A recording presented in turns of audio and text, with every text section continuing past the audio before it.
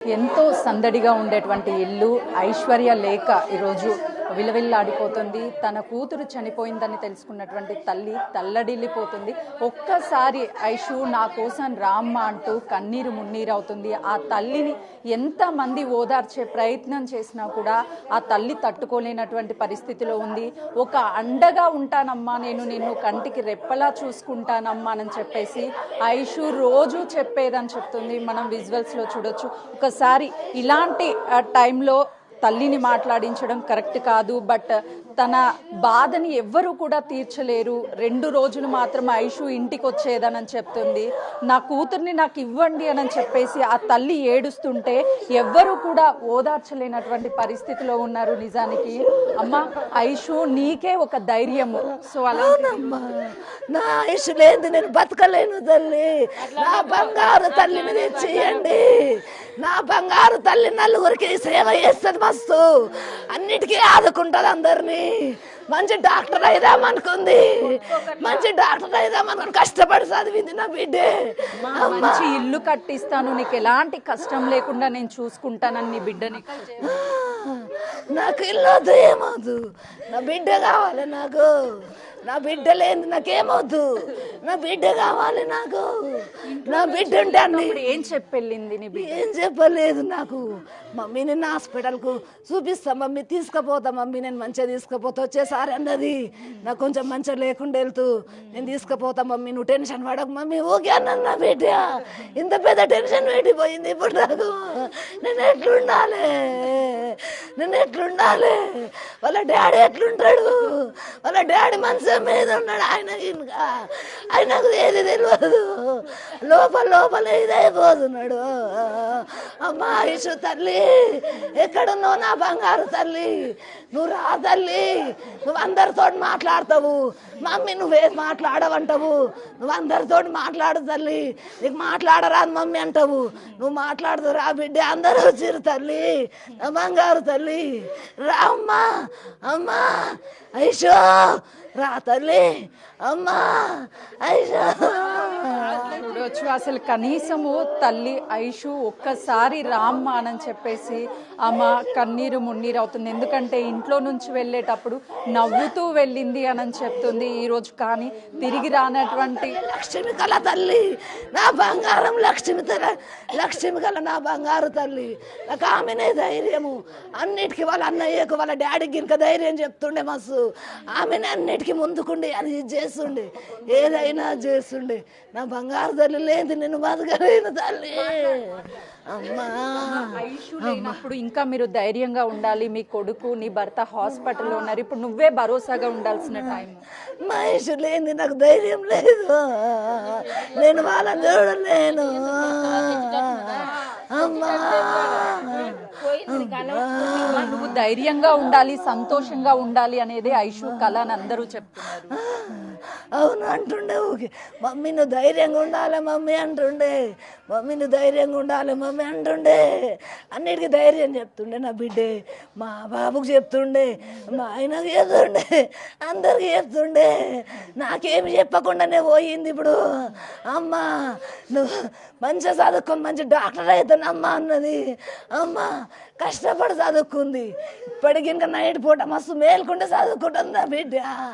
ఇంత దేవుడు తీసుకుపోయిండు నా బిడ్డను. అమ్మా అమ్మా అమ్మా ఐషు. ఏం జరిగిందని నీకు ఎవరైనా చెప్పారా? ఎప్పుడు చెప్పారు ఐషు చనిపోయింది? నాకు చనిపోయిందని తెలియదు, చిన్న యాక్సిడెంట్ అయిందని తోలుకొని పోయారు అంతే. నాకు ఏదో చెప్పలేరు, తక్కువ అవుతుందనే చెప్పారు, ఏది తెలియదు. అమ్మ అమ్మ నాకు అక్కడ తోలుకొని పోయేటప్పుడు తెలిసింది నా బిడ్డ నాకు లేదు, కానీ నా బిడ్డ నాకు లేదని తెలిసింది. అమ్మో నేను బతకలేను, నా బిడ్డ లేదు. ధైర్యంగా ఉండాల్సినటువంటి సమయం నీ కొడుకు ఇక్కడ లేడు, నీ భర్త హాస్పిటల్లో ఉన్నారు.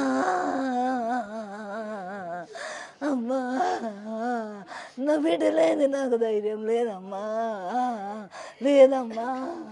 అమ్మా అమ్మా ఐషు ఐషు ఐషు ఐషు ఐషు చూడొచ్చు ఆ తల్లి ఐషు కోసం తల్లడిల్లిపోతుంది. ఇదే ఇంట్లో ఎన్నో జ్ఞాపకాలు ఐషుతో ఇక్కడే కూర్చొని చదివేదని చెప్తుంది. ఒక్కసారి మనం విజువల్స్ లో చూస్తే ఎంత మంది ఓదారుస్తున్నా కూడా ఆ తల్లి బయటికి రాలేకపోతుంది.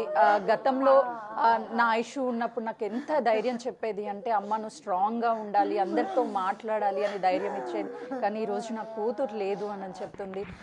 ఐశ్వర్య ఎలా ఉండేదమ్మా అంటే ఎప్పుడు సంతోషంగా కనిపించేది ఉంటుంది మేడం, చాలా యాక్టివ్, హ్యాపీగా, చాలా హెల్పింగ్ నేచర్, బాగుంటుంది, అందరికి చాలా బాగుంటుంది. ఇంట్లో ఏం చేయాలన్నా కూడా ఐశ్వర్యని దగ్గరుండి ఎలా చేయాలి అని చెప్పేదండి. అన్ని ఆమెనే చెప్పేదమ్మా, అన్ని ఆమెనే సజెషన్లు ఇచ్చేది, అన్ని ఆమెనే చేసేది. ఆమె లేనిది ఏ పని గినక కాదు అసలు. రాత్రి నైట్ పూట గినక రాత్రి 1 గంట దాకా చదువుకుంటా కూర్చుంటే, చదువుకోక బిడ్డ పండుకో, పొద్దున లేస్తావు మళ్ళీ ఇప్పుడు వద్దంటే ఇంకా ఏం లేదు మమ్మీ, క్లాసులన్నీ డౌన్లోడ్ చేసుకుంటున్నాం మమ్మీ, ఇనే క్లాసులు అన్నీ డౌన్లోడ్ చేసుకుంటున్నాం మమ్మీ, అడిగినాలే పోయినాక అని అన్నది. నా బిడ్డ ట్యాబ్లు అన్నీ డౌన్లోడ్ చేసుకుంది, అన్ని చదువుకునేటి అన్ని డౌన్లోడ్ చేసుకుంది నైట్ 2 గంటల దాకా. డాక్టర్ అవ్వాలి అనేది మీ కలనా ఐషు కలనా? మా ఐశ్వర్య కలనే. నేను కష్టపడి మస్తు చదువుతో బిడ్డ, వద్దు ఇది వద్దు అని నేనన్నా. ఆమె కల. వాళ్ళ అన్నయ్య యాక్సిడెంట్ అయింది, యాక్సిడెంట్ అయితే అయినని చూసి నేను మంచి డాక్టర్ను కావాలని అన్నదమ్మా. పెద్ద యాక్సిడెంట్ అయింది మా బాబుకి ఇంకప్పుడు, ఆయనను చూసి నేను డాక్టర్ను కావాలని అన్నది ఆమె. అందుకే కష్టపడి చదువుకొని సీటు తెచ్చుకుందమ్మా. అదే యాక్సిడెంట్ అయ్యి హాస్పిటల్లో అమ్మా అమ్మా లేని ఐషునైతే ఎవ్వరని తీసుకురాలేము. మీకు న్యాయం ఏ విధంగా జరుగుతుంది అనుకుంటున్నారు? నా బిడ్డకి ఎట్లా మంచి ఆత్మశాంతి కలుగుతుంది అదే జరగాలి ఏదైనా కానీ. నాకు అంతకంటే ఆశ ఏం లేదు. ఫస్ట్ వాడిని పట్టుకోవాలి, వాడు మాత్రం దొరకాలి. వాడికి రెస్పాన్సిబిలిటీ ఉంది కదా, వాడు గుద్దేసిపోయిండు. అదే ప్లేస్ లో వాడి కూతురు ఉంటే వాడు ఇట్లాగే వదిలేసిపోయేదా? వాడు ఇలాగే వదిలేసిపోకపోతుండే కదా, ఆ బిడ్డను తీసుకెళ్లి హాస్పిటల్కి అయితే వెళ్తుండే కదా. మరి ఈ బిడ్డకి ఇలా అయినప్పుడు వాడు ఎలా వదిలేసిపోతాడు? వాడిని అయితే ఫస్ట్ వదిలేద్దు, వాడిని వదిలేడు అసలు కానే కాదు. వాడిని మాత్రం పట్టుకోవాలి, వాడు ఏడున్నా పట్టుకోవాలి. వాడు కారుతోటి మాకు సంబంధం లేదు, వాడితో మాకు సంబంధం లేదు, వాడిని మాత్రం పట్టుకోవాలి. వాడు ఎలా న్యాయం చేస్తాడో. ఇప్పుడు వాడు డబ్బు ఇస్తాడు, వాడు ఏదున్నా కానీ డబ్బు అనేది అంటారు, డబ్బు ఇస్తాడు. కానీ ఆ డబ్బు ఆమె లక్షలలో సంపాదిస్తుంది. ఆమె కాబోయే డాక్టరు. ఈరోజు ఆమె డాక్టర్ అయి ఉంటే ఒక్క పేషెంట్ని చూసినా ఆమెకు వస్తాయి పైసలు. కానీ ఆమె ఇప్పుడు డబ్బులు కాదు కదా, మనిషే పోయింది. అమ్మ తను చెప్పింది వాస్తవము. ఒక్క క్షణం ఆలోచించి ఆ డ్రైవర్ ఆగినా కూడా ఐషు ప్రాణం ఉండేది. ఇంత నన్ను ఆలోచించుకోలేడు వాడిగా. అసలు నా బిడ్డ తప్పేం లేదు, అసలు నా బిడ్డ తప్పేం లేదు. వాడే గుద్దేసిపోయిండమ్మా, వాడే గుద్దేసిపోయిండా.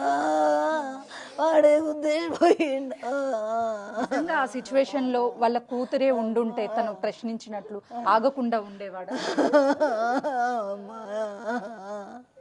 అమ్మా ఎవరి ప్రాణం వాళ్ళదమ్మా, ఎవరి బిడ్డ మీద వాళ్ళకు మమకారం ఉంటుంది, ఎవరి మీద ఎందుకు ఉంటుంది వాళ్ళకు ఉండదు. తల్లిని ఎంత ఓదార్చినా కూడా అసలు ఐషుని తిరిగి తీసుకురాలేమో. కానీ తల్లికి ధైర్యం చెప్పే ప్రయత్నం మాత్రం వాళ్ళ బంధువులంతా చేస్తున్నారు. కానీ నా ఐశ్వర్య, నా ఇంటికి ఐశ్వర్యం, ఎంతో ఆశలతో పెంచుకున్నాం, నా కూతురే, నా కూతురి ఇంటి లక్ష్మి అని చెప్పేసి ఆ తల్లి కూడా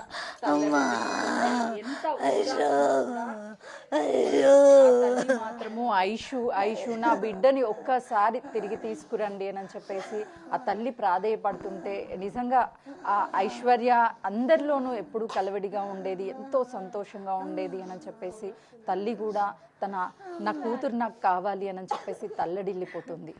ఎలా అయినా సరే నా కూతురికి న్యాయం చేయాలి, ఆత్మ శాంతించాలి అంటే నా కూతురు ఏం కోరుకుంటుందో అది చెయ్యాలి అని చెప్పేసి ఆ తల్లి చెప్తుంది. కెమెరామెన్ వినోద్తో సుజాత, హయత్ నగర్.